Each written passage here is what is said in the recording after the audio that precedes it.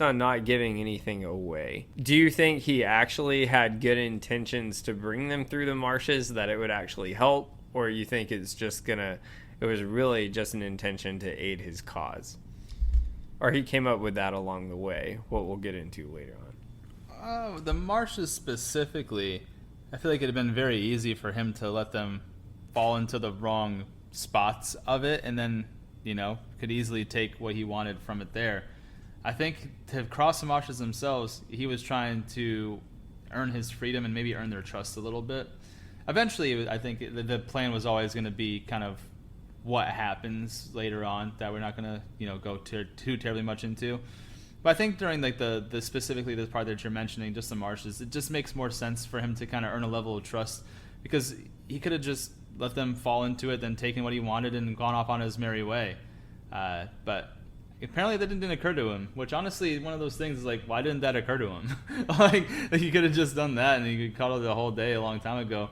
But I guess with him leading it and going first, and the hobbits falling behind, they would be able to see exactly what steps he took, and then if Gollum took like a wrong step to trick them, he'd end up falling it himself. So I guess you kind of have that conundrum there too, is like, would him trying to lure the hobbits into a bad spot on the Marshes actually end up luring himself into it as well, since he would have to figure out where he needed to step to get to a good spot while also leading the hobbits into a bad spot, or else they're kind of both screwed. So I guess that could have played into it as well, but I think getting them across the Marshes was the plan. I think he wanted to do that and get them safely across there.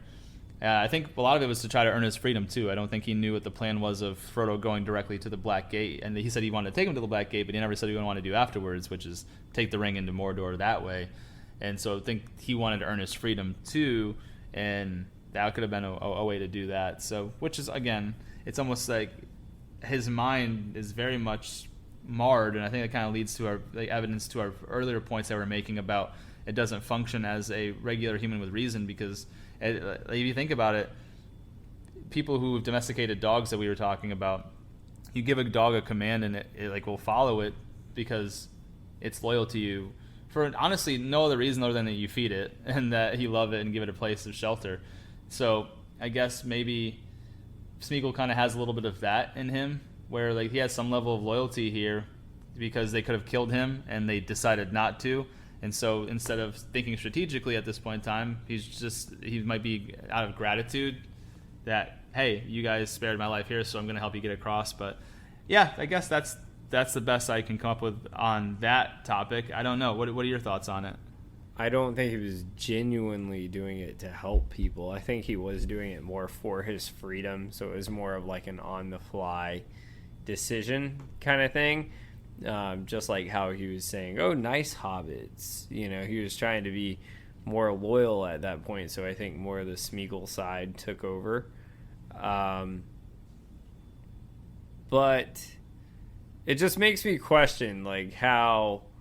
I think you're right. Like, I wonder, like, kind of based on the foreshadowing we've kind of seen through Sam trusting him and not trusting him, I think in a way it's almost like the Gollum side had a plan, but maybe those two don't exactly converse at the exact time. I think that's the catch there. But I think the Smeagol side, I don't exactly say genuine, but I think it was to help his own cause.